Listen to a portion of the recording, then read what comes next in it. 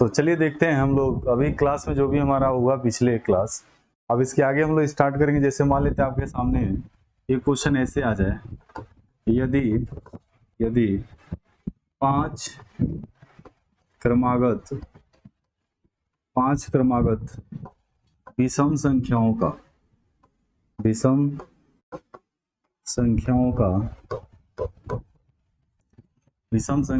औसत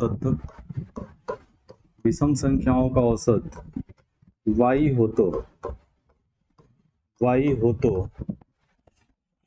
हो, ये भी सब लिख सकते हैं, y हो। यदि 5 क्रमागत विषम संख्याओं का औसत y हो और अगली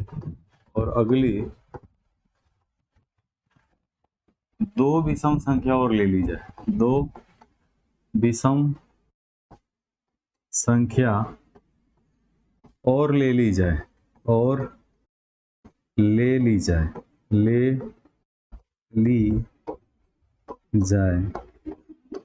तो औसत में कितने की वृद्धि होगी? औसत में कितने की वृद्धि होगी?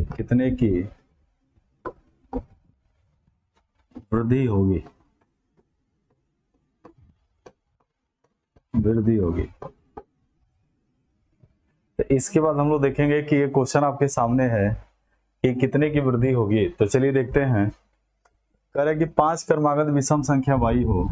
ऐसे क्वेश्चन बनाने के लिए सबसे पहले आप 5 लाइन खींच लें और बीच में रख लीजिए y। बीच में y इसलिए रखेंगे क्योंकि औसत दिया हुआ है। जैसे औसत आपका y दिया हुआ है तो आप y रख लीजिए बीच में। तो औसत के जगह पे आप y को रख सकते हैं और बोला है कि अगली 2 और विषम संख्या लीजिए। तो जैसे यहाँ पे विषम संख्या की बात चल रही है, तो विषम हो या सम हो, याद रखें, विषम हो या सम हो, दोनों के दोनों दो के डिफरेंस पर संख्याएं चलती है। तो अगली हमारी विषम संख्या हो जाएगी y+2, इसके बाद वाली विषम संख्या हो जाएगी y+4, पीछे आएंगे तो होगा y-2, और भी पीछे होगा तो ये y-4 आएगा। इसके बाद अगली और भी 2 संख्या का लेने के लिए, तो अगला ले लीजिए, तो y+6 और हो जाएगा y+8। और जब हमें इसका औसत निकालना है इस पूरे का, करें कि बताइए औसत में कितने की वृद्धि होगी। तो जब सब समान डिफरेंस पर चल रहा है, तो मैंने ये भी बता रखा है कि जब संख्याएं समान डिफरेंस पर चले, जैसे यहाँ पे नोट में लिख सकते हैं, संख्या समान अंतर पे चले, समान अंतर पर आगे बढ़े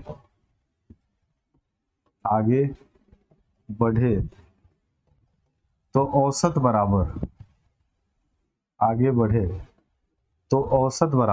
अब देखिए आगे बढ़े यहाँ पे दिया हुआ है, तो हमें समान आगे बढ़े, समान अंतर पर आगे बढ़े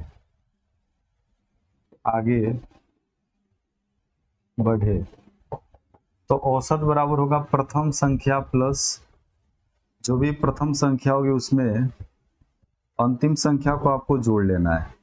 और जैसे जोड़ेंगे तो बस 2 से डिवाइड कर लीजिएगा। तो प्रथम संख्या प्लस अंतिम संख्या बटा 2 करना है। ये भी संख्या समान डिफरेंस पर चल रही है, तो इसके बाद हमें औसत निकालना है। तो जब हम औसत निकालने चलेंगे तो प्रथम संख्या हमारे पास है y-4 और अंतिम संख्या आपका है y+8, और उसके बाद 2 से डिवाइड लगा सकते हैं। तो y को जोड़ लीजिए, 2y हो जाएगा और प्लस हो जाएगा आपका 4 और बटा 2 को कॉमन करके 2 से काटेंगे तो y+2 होगा। तो आप खुद देख सकते हैं कि पहले औसत था y, अब औसत हो चुका y+2, यानी 2 बढ़ चुका है। तो बस आंसर में आप लगा लीजिएगा कि y+2 यानी कि 2 की वृद्धि। आपको बस लगा लेना है कि 2 की वृद्धि हो जाएगी। बस जैसे 2 बढ़ गया तो बस 2 की वृद्धि हो जाएगी। इसके बाद हम लोग देखेंगे अगला जो कॉन्सेप्ट है, इसके ऊपर चलते हैं हम लोग। इसके बाद देखिए अगला क्वेश्चन इसी के जस्ट बेस पर मैं दे रहा हूं। ऐसे क्वेश्चन दे दे कि यदि 7 क्रमागत, ऐसे दे दे 7 क्रमागत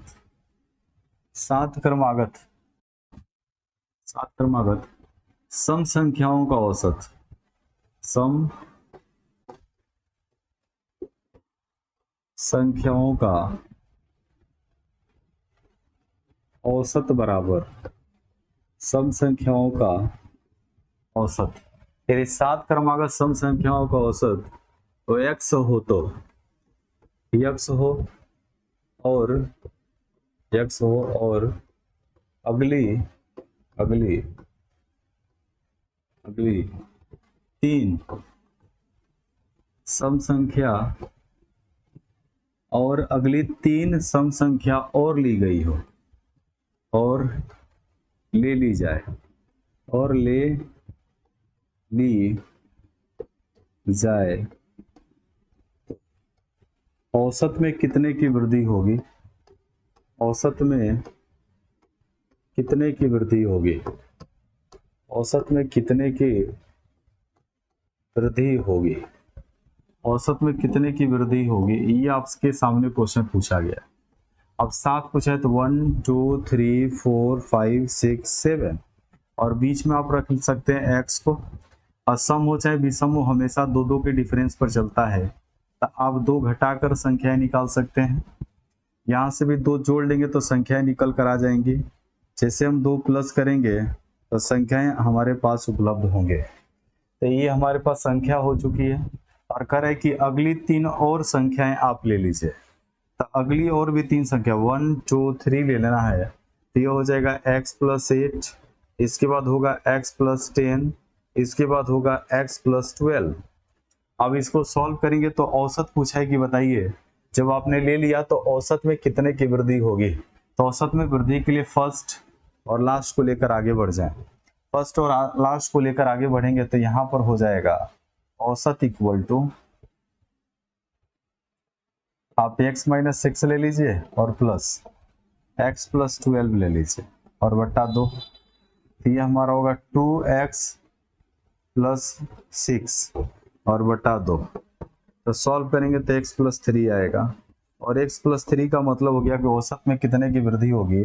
औसत में आप देखेंगे कि 3 की वृद्धि हो चुकी है, बस हमारा भी आंसर हो जाएगा 3 की वृद्धि हो जाएगी, यानी 3 की वृद्धि होगी।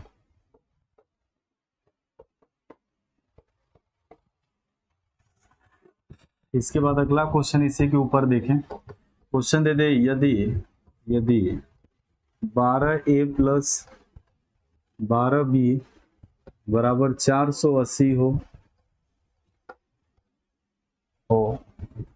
तो a व b का औसत क्या होगा। तो a और b का औसत अगर निकालना है, a और b का अगर औसत निकालना है तो आप यहाँ पर देखेंगे a और b का औसत कैसे निकलेगा। ये निकलेगा a + b/2 से। तो सबसे बड़ा दिक्कत यह है कि a + b तो मेरे पास है ही नहीं है, यानी इसकी वैल्यू तो नहीं पता है। तो इसकी वैल्यू नहीं पता है तो यह इसकी वैल्यू पता करने के लिए दिया हुआ है।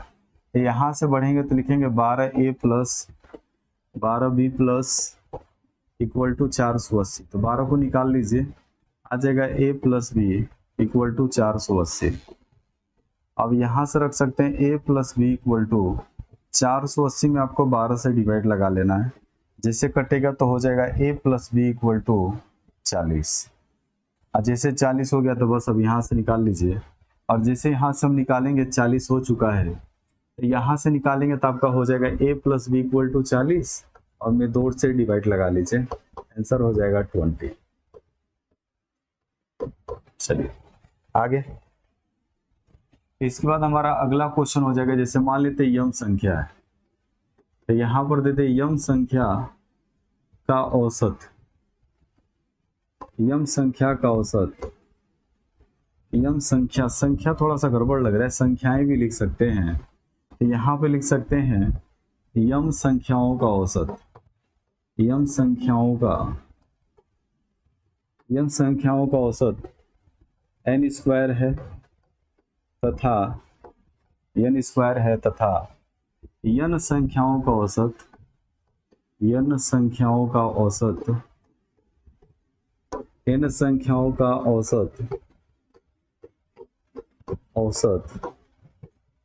यम² है। यम स्क्वायर है तो एम स्क्वायर है तो एम व यन, यम और यन कुल संख्या, यम और यन कुल संख्याओं का औसत क्या होगा।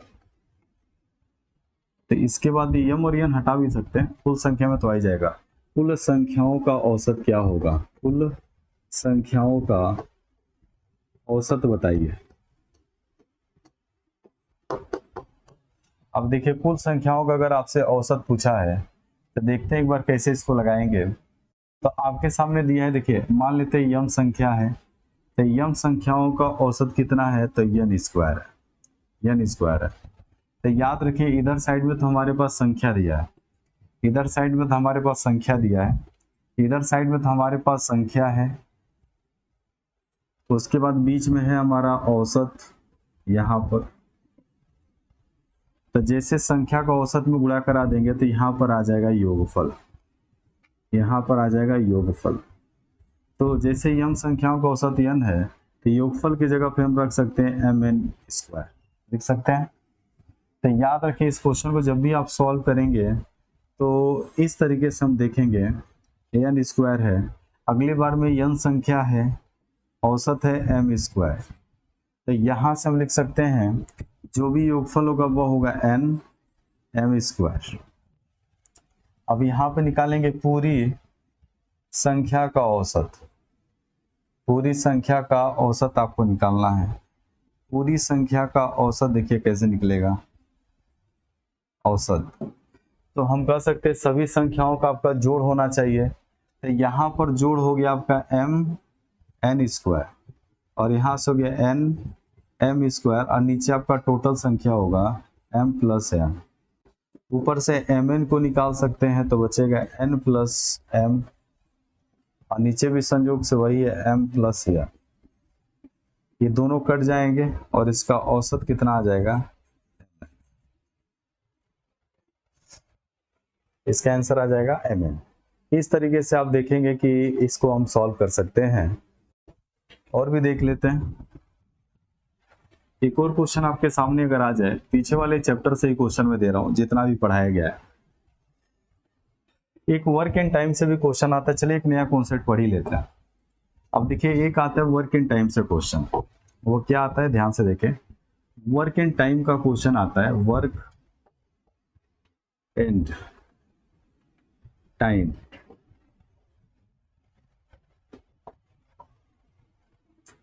वर्क एंड टाइम के भी क्वेश्चंस आते हैं जिसको देखा जाए। आपके सामने अगर क्वेश्चन यहाँ ऐसे दे दें, अगर आपके सामने क्वेश्चन अगर ऐसे दे दिया जाए कि बताइए वर्क एंड टाइम के क्वेश्चन कैसे रहेगा, वर्क एंड टाइम के क्वेश्चन कैसे रहेगा, तो यहाँ से देखें आपके सामने जो क्वेश्चन बनेगा, देखिए कैसे बनेगा। अगर मान लेते हैं आपके सामने ऐसे क्वेश्चन आ जाए, वैसे हम लोग दिखा देते हैं। यदि ए व बी, ए और बी की, ए और बी, ए और बी किसी कार्य को, किसी कार्य को क्रमशः, किसी ए और बी किसी कार्य को क्रमशः 20 दिन तथा 30 दिन में, 30 दिन में कर सकते हैं, 30 दिन में कर सकते हैं, कर सकते हैं, कर सकते हैं। तो बताइए, तो बताइए अब क्या बताना है इस पर। तो पहला क्वेश्चन है ए ओ बी की कार्यक्षमता का अनुपात,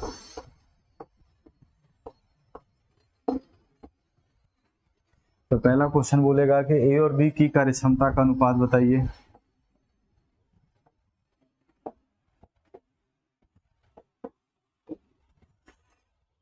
दूसरा क्वेश्चन बोलेगा ए व बी दोनों मिलकर, दोनों मिलकर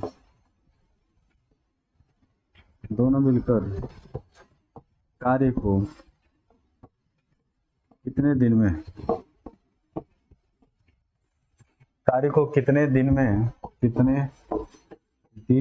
में समाप्त किया।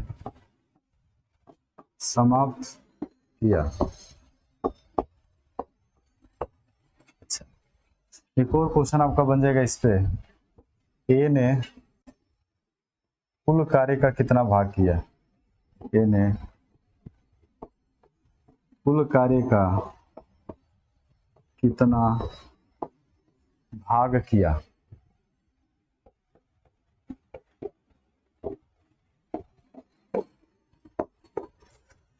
इसका चौथा क्वेश्चन बन जाएगा, बी ने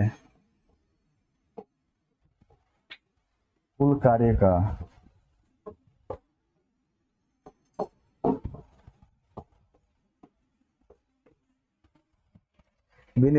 का कितना भाग किया?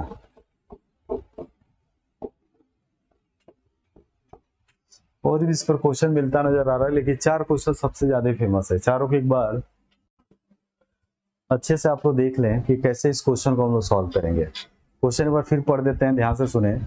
यदि ए और बी किसी कार्य को क्रमशः 20 दिन और 30 दिन में कर सकते हैं तो बताइए ए और बी की कार्य क्षमता का अनुपात क्या होगा? ए और बी दोनों मिलकर कार्य को कितने दिन में समाप्त किया या करेंगे? ए ने कुल या बी ने कुल कार्य का कितना भाग किया? सबको समझ में आ रहा होगा ये वाला क्वेश्चन कैसे सॉल्व करना है। अब यहाँ से हम बताने वाले हैं कि क्वेश्चन कैसे सॉल्व करना होता है। तो चलिए अब इसको सॉल्व करने की कोशिश किया जाए। तो सबसे पहले यहाँ पर ध्यान दें कि यहाँ पर दिया है 20 दिन और यहाँ पर दिया है 30 दिन। तो ये जो 20 दिन है ए के लिए है, ये जो 30 दिन है ये बी के लिए है। तो आपको ऐसे सॉल्व करना है, ध्यान से देखिएगा। सबसे पहले आपको लिखना है ए और एक साइड में लिख लेना है बी, और ए के नीचे लिखना है 20 दिन और एक साइड में लिखना है 30 दिन। तो क्वेश्चन में आपका दिया है ए किसी कार्य को 20 दिन में समाप्त कर सकता है, जबकि बी उसे 30 दिन में समाप्त कर सकता है। सबसे पहले दिए गए संख्याओं का हम लेंगे एलसीएम। सबसे पहले दिए गए संख्याओं का लेंगे एलसीएम। तो एलसीएम हो जाएगा 60 जैसे होगा तो 60 हमारा हो गया एलसीएम। और किसका एलसीएम हो गया? तो ये एलसीएम हो गया 20 व 30 का, 20 और 30 का एलसीएम। तो एक्चुअली एक बात और भी समझना आपको है कि जो 60 एलसीएम आया इसको हमें समझना है कुल कार्य की तरह। यानी आपको ये समझना है कि कुल कार्य हमारे टोटल कितने हैं, तो 60 कार्य को हम कुल कार्य बोल सकते हैं। तो अगर ए जो है 60 कार्य को 20 दिन में करता है तो 60 में 20 से डिवाइड लगाएं तो हम कह सकते हैं ए एक दिन में 3 कार्य करता होगा, अब बी एक दिन में 2 कार्य करता होगा। ये भी जो डिवाइड करके लाया गया है।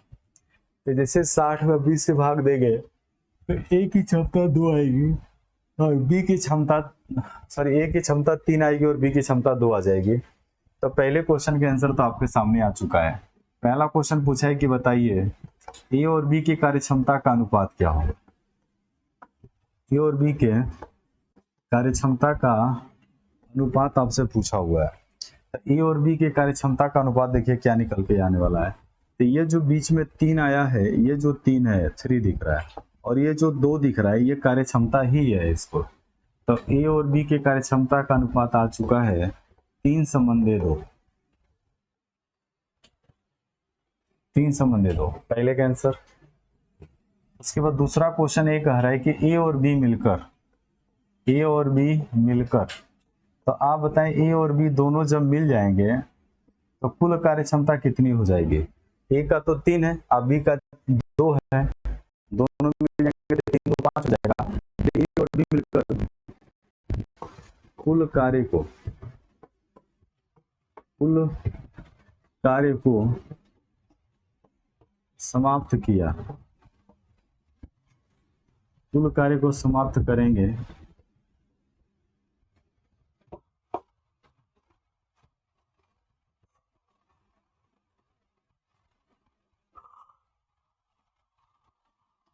कुल कार्य को समाप्त करेंगे। देखिए कुल कार्य को समाप्त करेंगे। और कैसे करेंगे? तो आपको क्या करना है कि टोटल कार्य तो आपके सामने 60 है, तो 60 लेकर दोनों की कार्य क्षमता से भाग दे दें, यानी a प्लस बी के लिए पूछा जा रहा है। तो जैसे हम आगे बढ़ेंगे तो 60 टोटल कार्य और a और b दोनों मिले हैं, तो दोनों को जोड़ लीजिए बस। तो यहाँ से हम लिख सकते हैं 5। और जैसे इसको कट करेंगे हम कह सकते हैं कि 12 दिन में पूरा का पूरा कार्य समाप्त कर देंगे दोनों मिलकर। तो पूरा का पूरा 12 दिन आपका आंसर आएगा सेकेंड के लिए। तो उसका थर्ड पूछा है, ए ने कितना भाग कार्य किया? ए ने कितना भाग कार्य किया?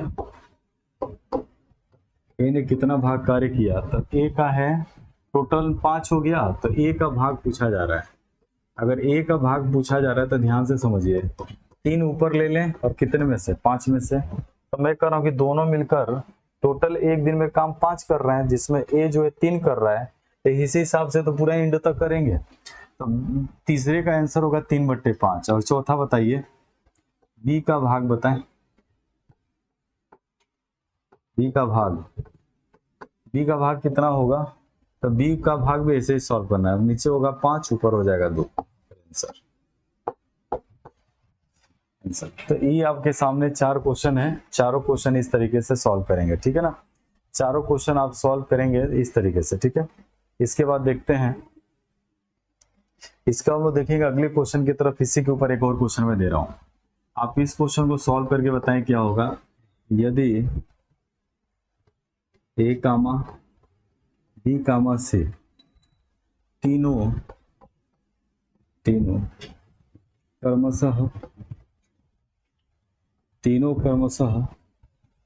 10 दिन 12 दिन 10 दिन 12 दिन तथा 15 दिन में कार्य कर सकते हैं, कार्य कर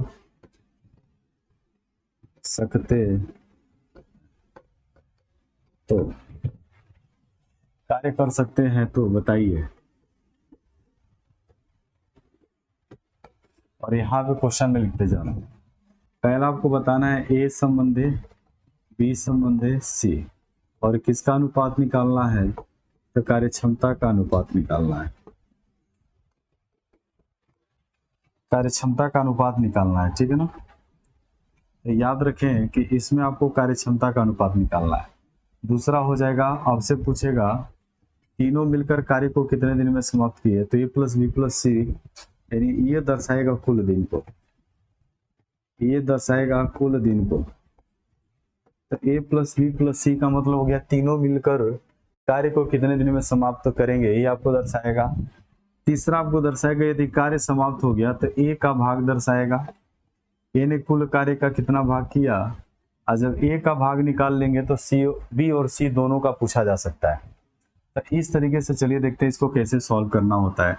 सबसे पहले आप तीनों अल्फाबेट को लिख लें, ए बी सी लिख लें। ए बी सी लिखने के बाद नीचे हमें क्या करना है कि नंबर को, इसके बाद हम लोग देखेंगे नंबर को रखेंगे। तो एक नंबर हमारा 10 आएगा, अगला नंबर है 12, इसके बाद है 15। एलसीएम लेंगे तो एलसीएम हो जाएगा आपका 60, निकालते रहिएगा। 60 एलसीएम, याद रखें कुल कार्य 60 ही है।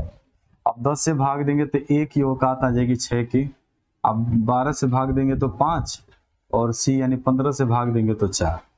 तो पहले का आंसर तो मिल गया, 6 संबंधी 5 संबंधी और यहाँ पे 4 हो जाए। तो इसका आंसर आपका होगा 6 संबंधी 5 संबंधी 4, 6 संबंधी 5 संबंधी 4। चलो ये तो आंसर आ गया। अब कह रहे कुल दिन, तो कुल दिन आपका है 60 वर्ग है, यानी 60 आपका कार्य है, तो 60 ले लिए और बटा। अगर ए प्लस बी प्लस सी तीनों से करवाना है तो सबको जोड़ के भाग दे दीजिए। तो 6 आएगा ए के लिए, 5 और प्लस 4, तो आगे बढ़ेंगे तो ये होगा आपका 60 बटा, नीचे नीचे ही सॉल्व कर लेते हैं इसका। तो यहाँ पे देखें इसको कैसे सॉल्व करेंगे।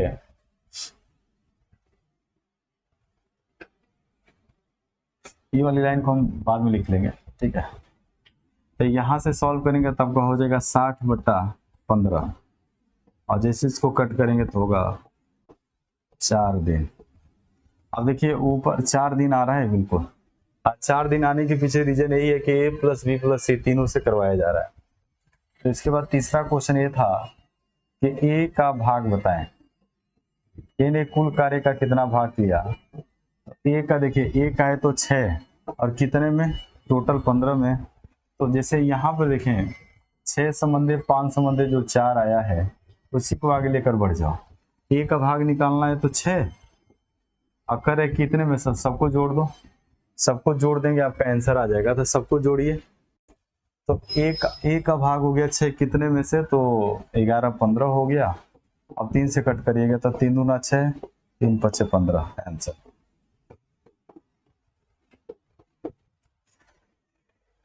तो इस तरीके से आपने देखा कि ये भी क्वेश्चन आपके सामने सॉल्व होकर दिख रहा है इस तरीके से। एक और लास्ट क्वेश्चन इसी के बेस पर ले लेते हैं। ऐसे क्वेश्चन दे दे यदि, और याद रखिए चैप्टर जो होता है 21 चैप्टर का है, अभी तक जितना हम लोग पढ़ रहे हैं सब के सब वर्क इन टाइम में पूछा जा सकता है आपसे। वर्क इन टाइम चाल दूरी समय से रिलेटेड है, तो वर्क इन टाइम के भी क्वेश्चन आपको इस तरीके से बनेंगे, ठीक है ना। तो वर्क इन टाइम के क्वेश्चन इस तरीके से आपका पूछा जाता है, ठीक है ना। तो यहां से देखिए वर्क एंड टाइम, इस पर क्वेश्चन लेते हैं। जैसे क्वेश्चन इसके ऊपर पूछा जाएगा यदि, देखिए क्या क्वेश्चन पूछ सकता है इस पर। यदि आपके सामने दे देगा यदि ए व बी किसी कार्य को इसे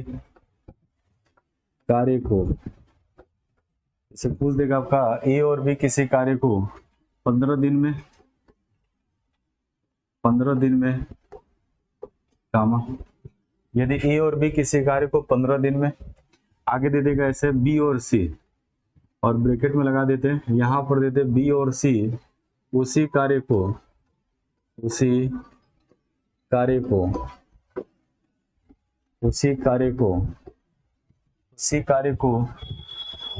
20 दिन में, उसी कार्य को 20 दिन में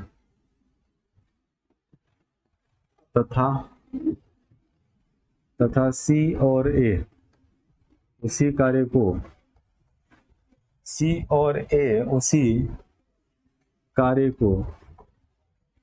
उसी कार्य को 12 दिन में समाप्त कर सकते हैं।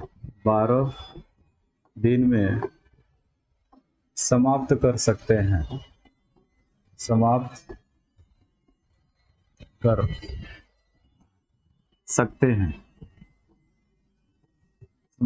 सकते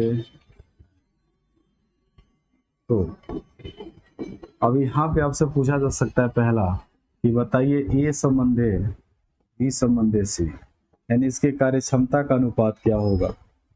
ये क्वेश्चन आपके सामने है, कार्य क्षमता का अनुपात बताइए। अब जो कार्य क्षमता का अनुपात निकालना जान गया वो क्वेश्चन ये वाला सॉल्व कर सकता है, ठीक है ना।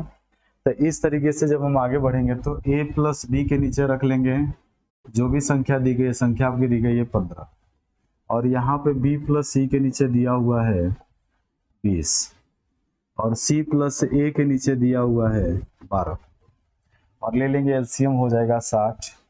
यहाँ से निकालेंगे तो कार्य क्षमता 4 होगी, यहाँ से 3 हो जाएगी, और यहाँ से हो जाएगी 5।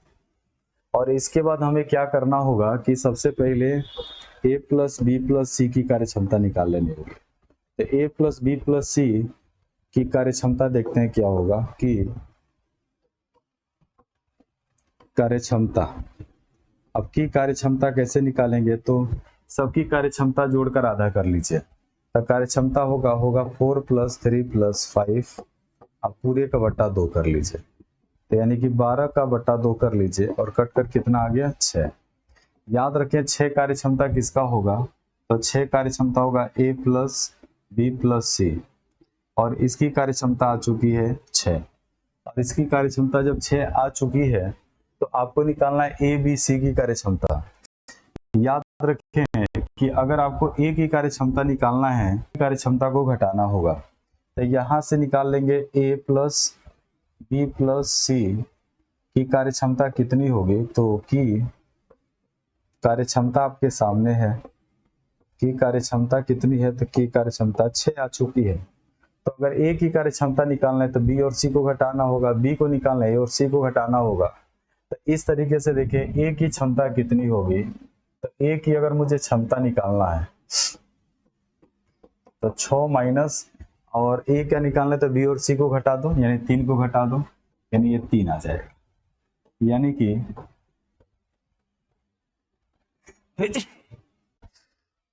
यानी ए प्लस बी प्लस सी, जो भी आप यहाँ पे देखेंगे ऊपर आपका है a प्लस बी प्लस सी, और इसमें से अगर मैं b और c की कार्य क्षमता को घटा दूं तो इससे कट कर a का तो बचेगा, तो 6 में से 3 मैंने घटा दिया। इसी प्रकार से अगर b की क्षमता आपको निकालनी हो, b की क्षमता, तो b की क्षमता निकालने के लिए 6 माइनस और c और a की क्षमता घटा दी, यानी कि 5 घटा दीजिए, आंसर 1। और c की क्षमता अगर निकालनी है तो 6 में से a और b की क्षमता 4 घटा दीजिए, यानी ये 2 आ जाएगा। अब लिख सकते हैं a संबंधे b संबंधे c, 3 संबंधे 1 संबंधे 2, और यही आपका क्या हो जाएगा, आंसर। तो आपने देखा इस तरीके से इस क्वेश्चन को सॉल्व कर सकते हैं। तो मिलते हैं अगले क्लास में। जय हिंद, जय भारत।